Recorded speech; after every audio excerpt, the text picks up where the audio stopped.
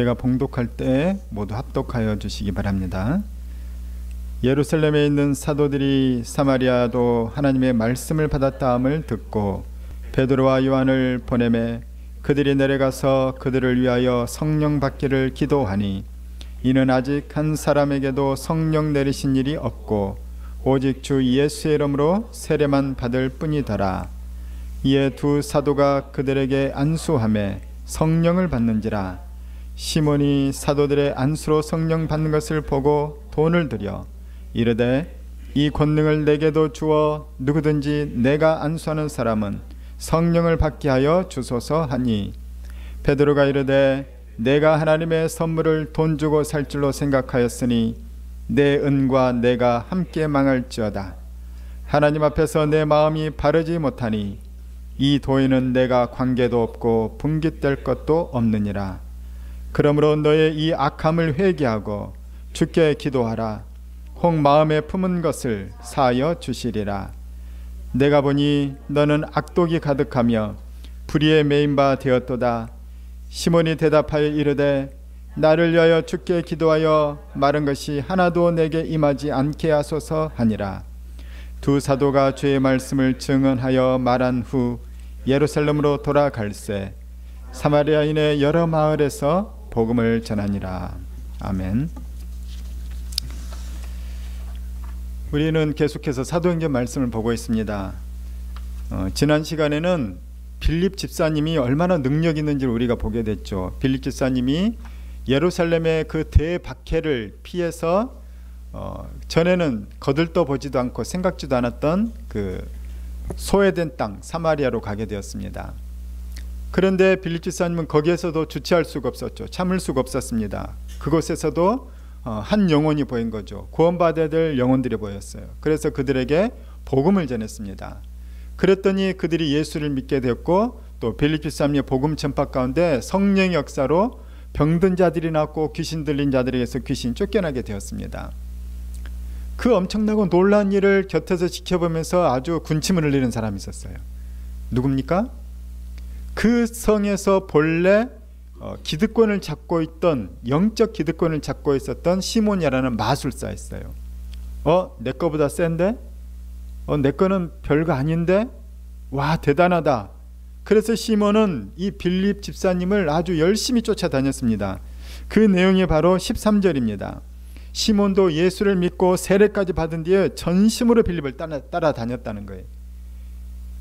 그런데 시몬의 마음에는 내가 예수를 믿고 구원받아 감사다, 내가 천국에 들어갈 수 있는 하나님의 자녀가 되었구나, 이 마음보다는 시몬의 마음에 가득 사로잡고 있었던 것이 무엇인지가 오늘 드러나고 있다는 거예요. 저는 오늘 여러분의 마음이 드러나길 축원합니다. 시몬의 마음이 드러났기 때문에 이 드러난 시몬의 마음에 대해서 베드로는 그것을 알려주었고 그에게 회개하고 구원받을 수 있는 기회를 제공해 주었다는 거예요. 베드로가 내가 이것을 오늘 본문 말씀 보게 되면 좀 심한 게 아닌가 하는 그런 생각이 들 수 있는 구절이 있어요. 아니, 탐이 나면 얼마입니까? 얼마면 돼? 이런 말 할 수 있지 않아요? 우리 옛날에 연속극의 드라마에서도 그랬잖아요. 그 여자 주인공이 가난한 여자인데 그 남자 재벌인 거예요. 부잣집 아들이 하도 대시를 하고 이렇게 사랑을 고백해도 말을 안 들으니까 얼마면 돼? 그러다 뺨을 맞잖아요. 그런데 오늘 이 빌립이 따라다녔던 시몬은 베드로에게 훨씬 저주스러운 말을 듣는다는 것이에요. 자, 어떤 말씀입니까? 20절 말씀 보게 되면 내가 하나님의 선물을 돈 주고 살 줄로 생각하였으니 내 은과 내가 함께 망할지어다. 순수한 사랑을 돈 주고 살려고 할 때에도 뺨을 맞는데 거룩하신 하나님의 은혜, 구원, 도저히 값주고 살 수 없는 그 엄청난 것, 그 순결한 하나님의 거룩한 영이신 성령을 돈 주고 살려고 하다니, 그것을 돈 주고 산다는 것은 무슨 의미냐면은 내가 돈 줬다는 것은 내 거라는 거예요. 내 지배하에 있고 내 컨트롤하에 있다는 것이죠. 내 마음대로 쓰겠다는 거예요. 성령님은 예배 받으실 분이고 존중받아야 될, 높임받아야 될, 영광 받으실 분인 거지 우리 손아귀에서 내 마음대로 할 분이 아니라는 거예요. 여러분, 돈 줬다고 내 마음대로 하지 않습니까? 돈 줬다고 우리는 그것을 주물려고 한다는 거예요. 교회에서, 많은 교회에서 문제가 일어나는 경우가 뭐냐면 헌금 때문인 거예요. 헌금을 많이 한 사람들이 그 교회 주인이라고 얘기하는 거예요. 이 교회에 내가 헌금한 것이 얼만데, 이 교회 내가 헌금 안 하면 교회 무너져, 이 교회 건축할 때 내가 얼마를 했고, 내가 11조를 한 달에 얼마를 하고, 그런 사람들이 그런 마음을 내세우게 되면 어떻게 되냐면 교회를 내 손아귀에 넣고 싶어 해요. 그래서 이 교회가, 이러면 교회가 안 될 텐데, 담임 목사 안 되겠구만, 이번에 바꿔야겠어. 내 헌금 제일 많이 하니까 내가 제일 힘이 있다는 거예요. 오늘 시몬의 마음이 바로 그런 마음이라는 거예요. 내가 돈 주고 성령을 사서 내가 원하면은 누구에든지 성령을 주고 누구든지 내가 원하면은 병을 고치겠다는 거예요. 이것은 시몬이 하나님 위에 있겠다는 아주 신성 모독의 마음인 것이죠. 성령을 모독하는 거예요. 성령을 모독하고 하나님을 모독하는 이 시몬의 마음에 대해서 오늘 베드로가 드러내고 있다는 거예요. 그런데 베드로는 시몬아, 네가 아직 몰라서 그렇구나. 시몬아, 너에게 아직 기회가 있다는 거예요. 네가 예수 믿은 지 얼마 안 돼서 잘 모르니까 네가 이것에 대해서 회개하면은 너에게 기회가 있다고 하면서 시몬에게 너무 강하게 책망함과 동시에 그에게 회개함으로 네가 돌이키라고 하는 기회를 제공해 주고 있다는 것입니다. 여러분, 시몬의 믿음의 상태가 이 두 사도에 의해서 적나라하게 드러났습니다. 두 사도들은 사실은 예루살렘에서 이 사마리아까지 온 이유가 있었어요. 그거는 뭐냐면은 사마리아에 이 빌립이 복음을 전해서 그 복음이 온전한 복음인지 점검을 해야 되거든요. 혹시 이단이 아닌지, 빌립이 잘못 전한 것이 없는지, 그래서 그것을 점검해 줘야 되는 그 책임감 때문에 사도회의는 베드로와 요한이라는 가장 뛰어난 두 사도를 사마리아로 파송을 해서 그들을 돌아보게 했습니다. 그래서 그들이 보았더니 참 바른 복음, 예수 그리스도 복음을 잘 전했어요. 그런데 이 사람들의 삶을 보고 영적 상황을 봤더니 이들이 성령을 받지 못했다는 거예요.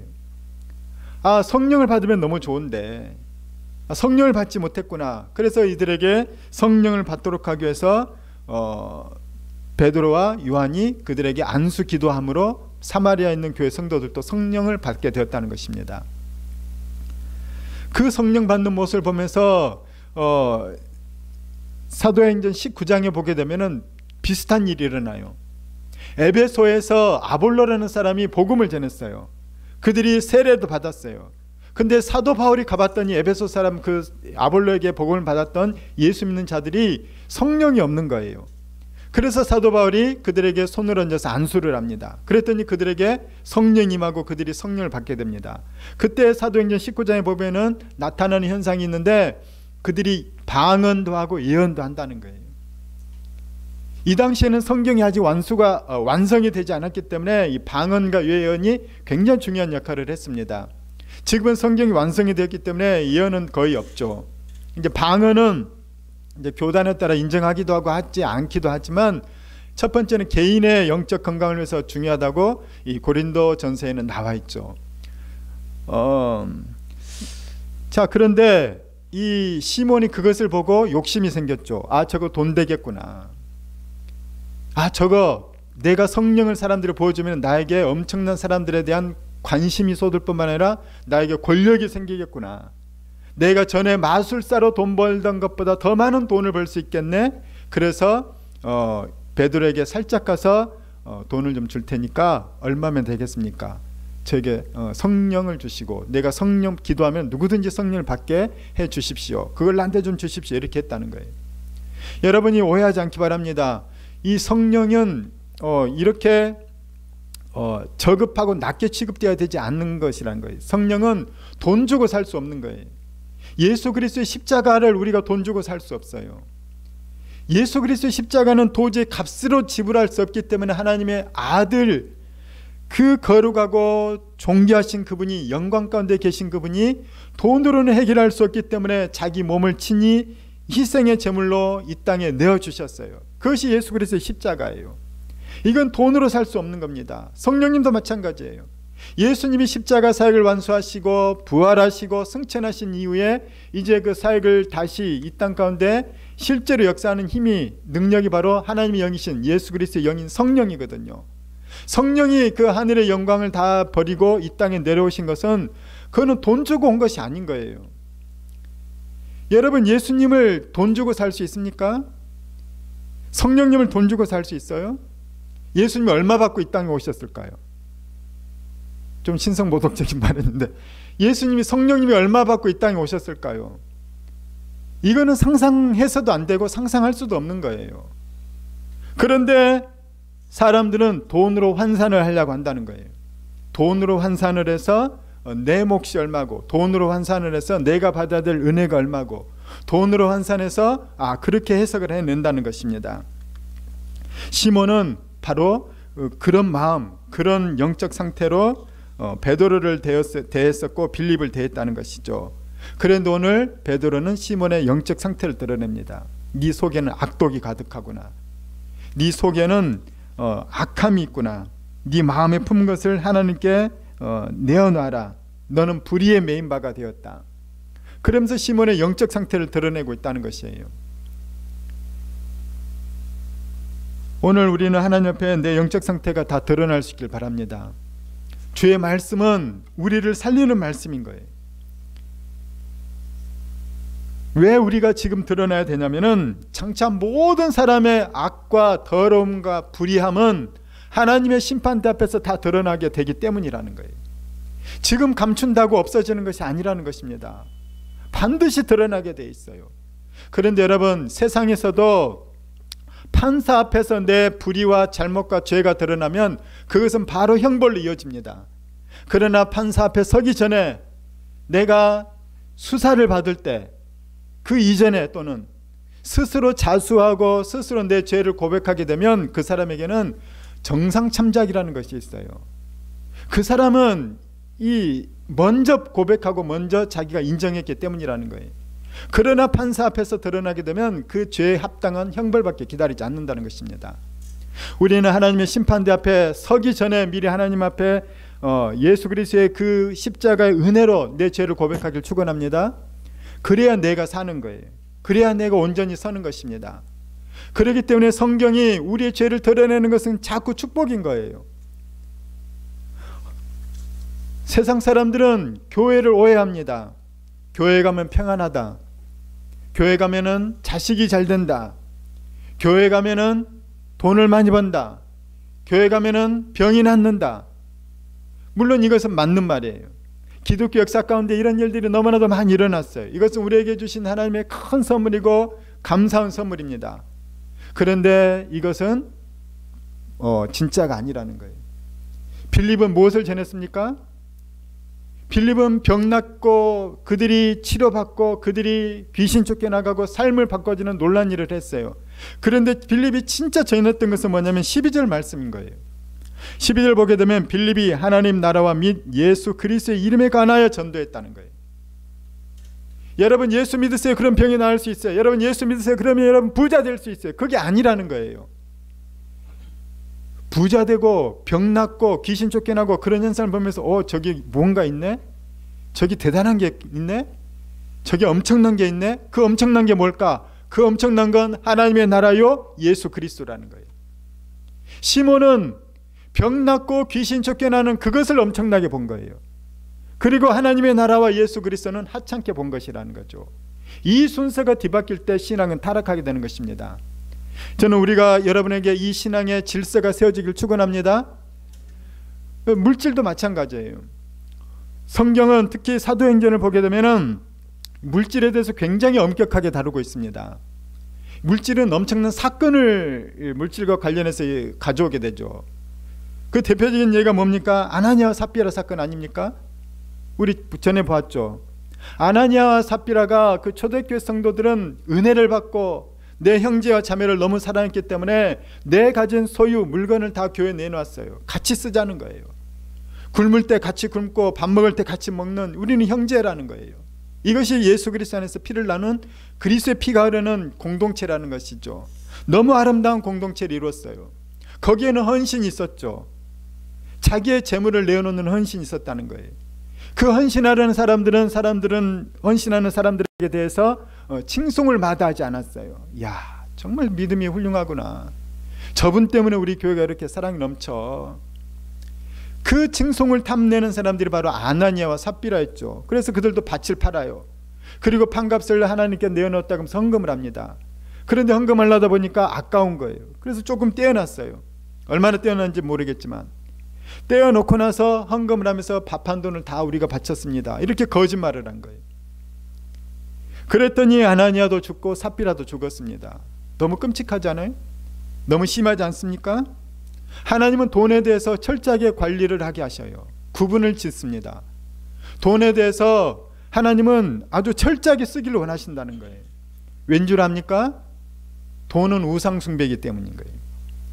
돈은 우리 속에서 우상 역할을 합니다. 돈은 나를 이끌어가요. 우리 돈 때문에 사기치잖아요? 돈 때문에 거짓말하지 않습니까? 돈 때문에 도둑질하고 돈 때문에 다른 사람 죽이기까지 하는 그런 세상이지 않습니까?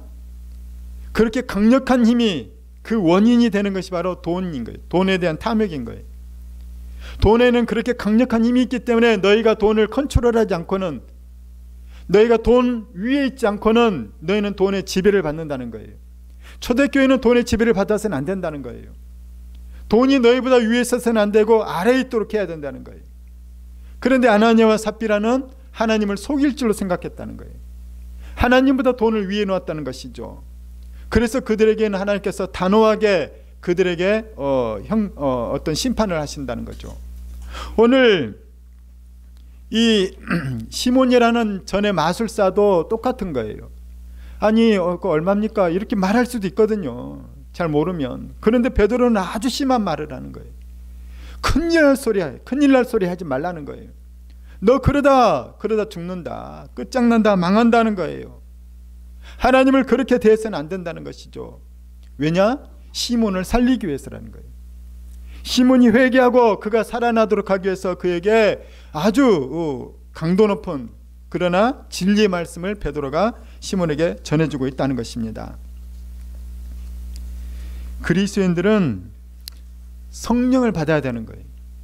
오늘 베드로와 요한이 사도 사마리아인들에게 성령을 주기를 원했어요. 성령이 너무너무 좋아 보이기 때문에 시몬은 돈을 주고서라도 그것을 사고 싶어 했다는 것이죠.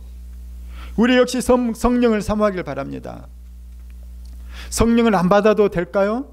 이 성령에 대해서는 굉장히 어려워요. 왜냐?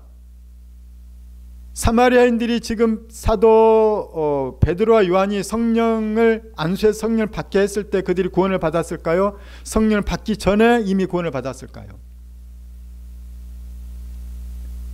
애매하죠?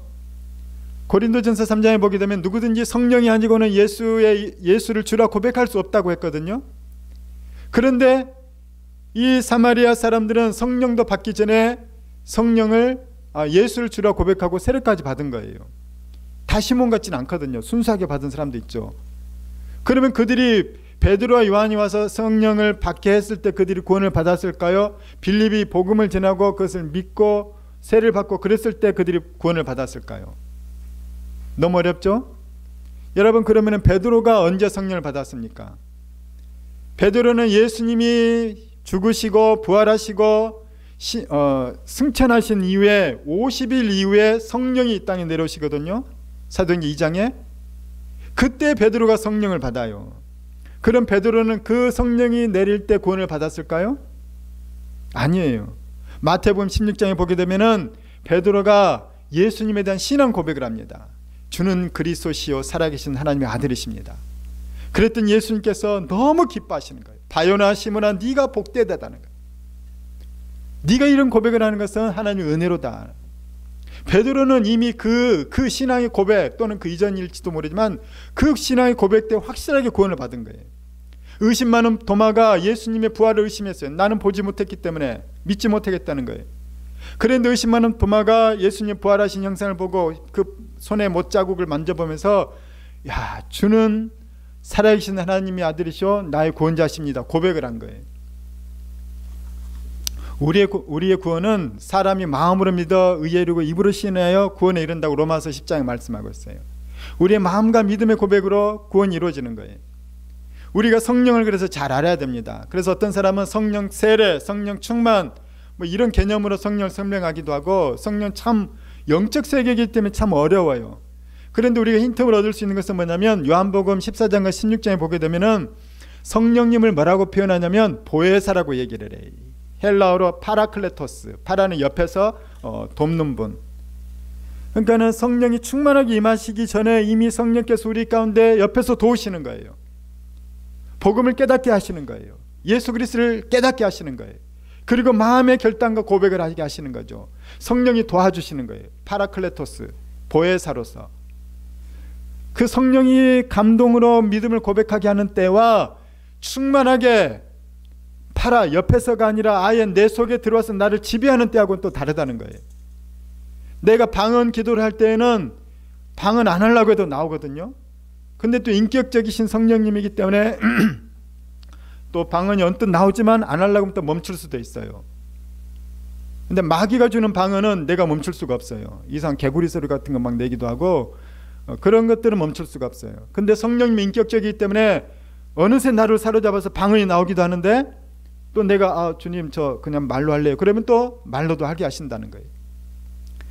그러니까 성령이 나를 완전히 사로잡아서 내가 의식치 못하는 때 그런 일을 역사할 때는 이건 성령이 세례 또는 성령이 강력한 임재라고도 이제 표현합니다. 그러니까 말 붙이기가 좀 어려워요. 그러니까 우리가 성령에 대해서 안다고 생각하지만 모르는 영역이 많다는 것이죠. 자, 그러나 성령의 충만함은 여러분이 다 받기를 축원합니다. 왜냐하면 성령을 받게 되면은 우리가 새로운 세계를, 영적 세계를 경험하게 돼요. 뭐 사도행전처럼 방언도 예언도 할 수 있겠죠. 병고침도 일어날 수 있습니다. 성령을 받게 되면은 더 좋은 것이 있어요.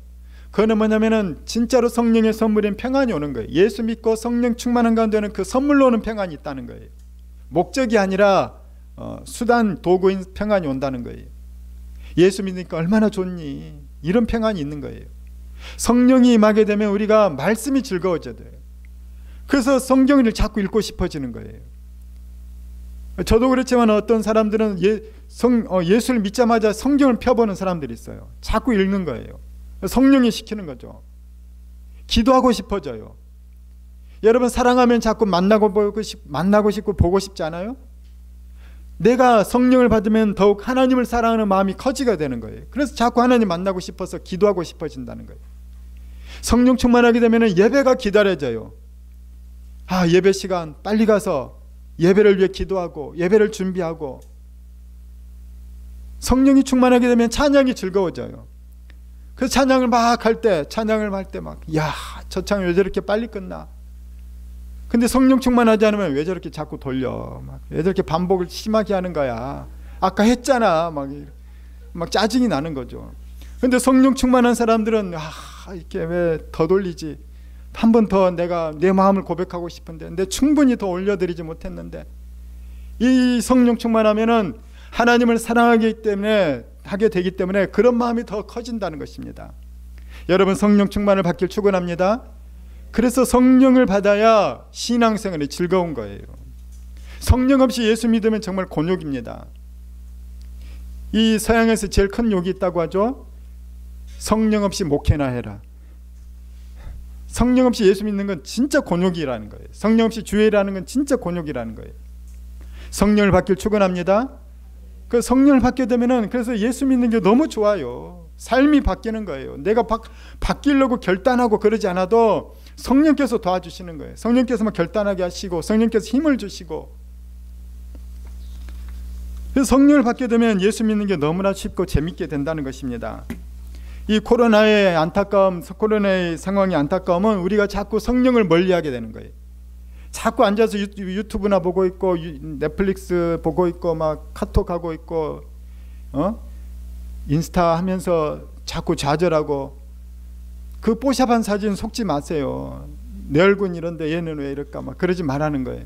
그런 것들은 우리를 다 속이는 이 마귀의 이 시대의 문화를 쓰는 전략이라는 거예요.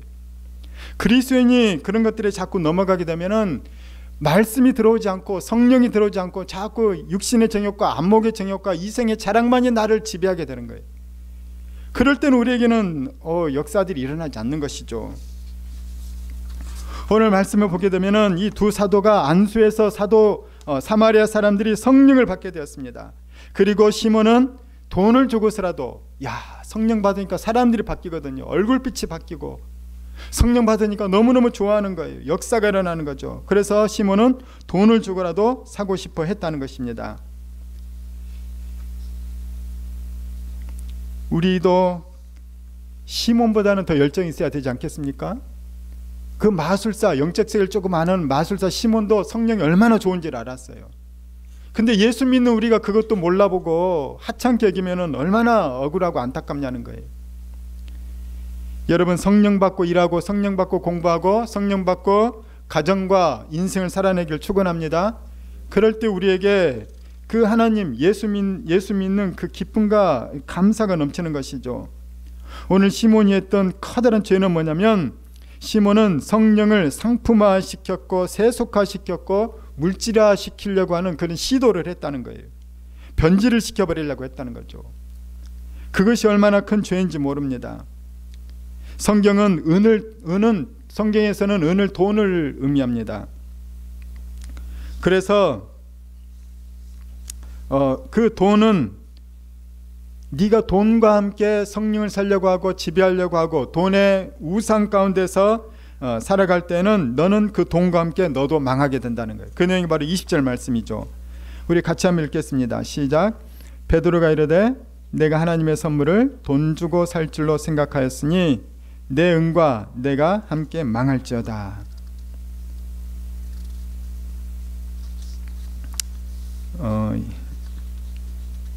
한국교회에서 가장 치유의 능력이 가장 강력한 권사님이 계세요. 그분은 아주 유명한 분인데 현신의 권사님이라는 분이에요. 이분이 자기도 12가지의 병이 있었대요. 예수 믿고 나아버린 거예요. 그 큰 은혜를 경험했더니 어떤 그 얼굴이 흑빛으로 변해가는 죽어가는 아이에게 찾아가서 신방을 했는데 성령이 기도하라고 손을 얹고 기도하라고 그 음성을 순종했더니 그 애가 진짜 나아버린 거예요. 그 다음부터는 엄청나게 많은 병자들을 고쳤거든요. 그런데 현신의 권사님이 어느 날 죽어버린 거예요. 그리고 이분이 예수님 앞에 섰대요. 예수님 앞에 섰더니 예수님이 천국문 앞에서 들여보내지 않는 거예요. 내가 너를 모른다는 거죠. 왜요? 내가 예수님 이름으로 얼마나 많은 병든 자를 고쳤습니까? 마태복음 7장이 뭐라고 하죠? 네가 주여 주여 하고 내 이름으로 선지자 노릇해도 나는 너를 모른다는 거예요. 불법을 행하는 자야. 너는 병 고쳐주고 돈 받지 않았냐? 너 그 돈 버는 거 즐거워서 병 더 많이 고치지 않았냐? 나 너 모른다는 거예요. 왜 권사님이 억울해가지고 그럼 조영기 목사님 아세요? 그랬더니 나 그 사람 잘 모른다. 너 그러면은 아니 권사님이 서울에 막 대형교회 큰교 목사님 이름 대면서 누구 목사님 아세요? 나 잘 모르겠다. 한경재 목사님 아세요? 내가 좀 알 것 같다. 또 대형교회 어떤 큰 목사님이 있는데 그분 아세요? 그랬더니 나는 그를 잘 안다. 그것을 보고 깜짝 놀란 거 본인이 다시 살아났거든요. 그리고 큰 회개를 했다고 합니다. 그 소식을 조영기 목사님이 전해 듣고 나서는 너무나도 두려워서 전 재산을 다 교회에다가 헌납을 했대요. 그 뒤에 또 무엇인지 모르겠는데 하여튼 그만큼 막강한 영향력을 가지신 분이었어요. 뭐냐? 예수님께서 회개할 기회를 주신 거예요. 네가 아무리 죄를 많이 했어도 오늘 시몬처럼 해서는 너 위험하다는 거예요. 다행히 이 현신의 권사님이나 이런 목사님들 같은 경우는 그 말을 듣고 회개한 사람도 있어요. 그런 사람에게는 은혜가 다시 임하는 거죠. 주님은 말씀하십니다. 돈 때문에 죄를 하려고 하고 돈의 소나기 아래 이 주님의 역사 성령을 내려놓으려고 하고 쥐고 흔들려고 하는 사람들은 주님은 그들에게 이렇게 말씀하는 거예요. 네가 네 돈과 함께 망하리라. 그렇다면 여러분은 어떻습니까? 여러분은 예수님을 어떻게 대하고 있습니까? 여러분은 성령님을 어떻게 대하고 있습니까? 여러분 돈보다 더 귀합니까? 여러분 건강보다 더 귀합니까? 자식보다 귀하고 부모님보다 귀합니까? 하나님은 우리에게 하나님이 되기를 원하시는 거예요. 하나님은 만왕의 왕이시오 만주의 주님이 되기를 원하신다는 거예요. 그런데 우리는 어떻게 대하냐는 거예요. 이런 큰 경고를 받았음에도 시몬에게는 회개했다는 내용이 나오지 않습니다. 너무나도 안타깝죠. 시몬은 오늘 이런 큰 경고를 받았음에도 불구하고 그가 뭐라고 얘기하냐면, 우리 그 전에 베드로가 하는 말이 있습니다. 21절 같이 읽겠습니다. 시작. 하나님 앞에서 내 마음이 바르지 못하니 이 도에는 내가 관계도 없고 분깃될 것도 없느니라. 베드로는 시몬이 하나님 앞에 서기를 원했어요. 네가 하나님 앞에서 회개하고 하나님 앞에서 성도가 되고 하나님의 예수 그리스도 이름으로 하나님의 자녀가 되는 하나님 앞에 서기를 원했죠. 그런데 시몬은 내 마음속에 하나님이 아닌 거예요. 돈인 거예요. 네 마음이 바르지 않다는 거예요. 그건 바른 신앙이 아니라는 거죠. 때문에 이 진리에는 너는 관계도 없다. 네가 아무리 교회 다니고 빌립을 열심히 쫓아다녔다 해도 너는 그리스도인이 아니라는 거예요. 너는 성도가 아니다. 분깃될 것도 하는 말은, 분깃이란 말은 천국의 상급을 얘기합니다. 천국을 얘기합니다. 천국의 기업을 얘기하죠. 너는 구원받지 못한다는 얘기입니다. 그러므로 지금 현재 너의 영적 상태는 그러기 때문에 우리 22절입니다. 시작. 그러므로 너의 이 악함을 회개하고 주께 기도하라. 혹 마음에 품은 것을 사하여 주시리라. 네가 회개해라. 그러면 주님께서 사하여 주실 거다. 주님께 네가 가서 기도해라. 그럼 주님은 사하여 주신다는 거예요. 아직은 기회가 있다. 하나님 심판대 앞에 서기 전이니 지금은 기회가 있다는 거예요. 그러면서 23절에 보게 되면 시몬 속에 있는 그의 마음의 악한 상태를 베드로가 알려줍니다. 내가 보니 너는 악독이 가득하며 불의에 매인 바가 되었도다. 여기서의 악독은 우리가 뭐 흔히 듣는, 잘 모르는 단어죠. 영어 성경에 보게 되면 이렇게 되어 있어요. The God of bitterness. 이 bitterness는 성경에 나오는 히브리서와 이 구약에도 나오는데 쓴뿌리하고 비슷한 거예요. God of bitterness라는 말은 쉽게 표현을 하면, 쉽게 해석을 하면 뭐냐면 꼬인 마음인 거예요. 꼬인 마음. 아주 그냥 꼬인 마음. 마음이 삐뚤어진 거예요. 있는 그대로 받아들이잖아요. 나쁘게 받아들여요. 나쁘게 해석해요. 나쁘게 바라보는 거죠. 마음이 꼬인 사람은 어떻죠? 직장 내에서도 마음이 꼬인 사람, 나하고 마음이 꼬인 사람은 내가 밥 먹었니? 그럼 어떻게 해요? 마음이 좋은 사람은 밥 먹었니? 그러면은 오늘 밥 먹었는데 내일 같이 식사해요. 그러지 않아요? 근데 마음이 꼬인 사람은 밥 먹었니? 그러면 속으로 그렇게 받아들여요. 일도 못하는 게 밥은 먹고 다니냐? 기분이 나쁜 거죠. 마음이 꼬인 사람은 똑같은 말도 다르게 받아들인다는 거예요. 오늘 시몬이 그런 거예요. 마음이 꼬인 거예요. 하나님 말씀을 그대로 받아들이지 못해요. 빌립이 아무리 복음을 전해도, 하나님 나라와 예수 그리스도를 전해도 그는 마음이 꼬였기 때문에 자기식으로 이상하게 받아들인다는 거예요. 그 꼬인 마음이 풀려야 된다는 것입니다. 그 다음에 그에게 있는 것이 뭐냐면은 불의에 매인 바 되었다는 것입니다. 영어 성경에 보면 The bondage of iniquity, 그 불의함에 매여 있다는 거예요. 사로잡혀 있다는 것이죠. 불의가 그를 사로잡고, 이것은 뭐냐면은 사로잡혔다는 것은 습관화됐다는 거예요. 나쁘게 생각하는 것이 습관화됐고 나쁘게 말하고 나쁘게 행동하는 것이 습관화됐다는 거예요. 시몬은 그 너무나도 그 꼬인 마음, 이 불의한 생각과 습관이 이 속에 마음에 자리 잡고 있기 때문에 복음이 안 들어가는 거예요. 예수 그리스도를 전했는데 예수 그리스도는 안 들어가고 저 돈 되겠네 이렇게 꼬여서 받아들인다는 겁니다. 너 그거 마음밭부터 회개하라는 거예요.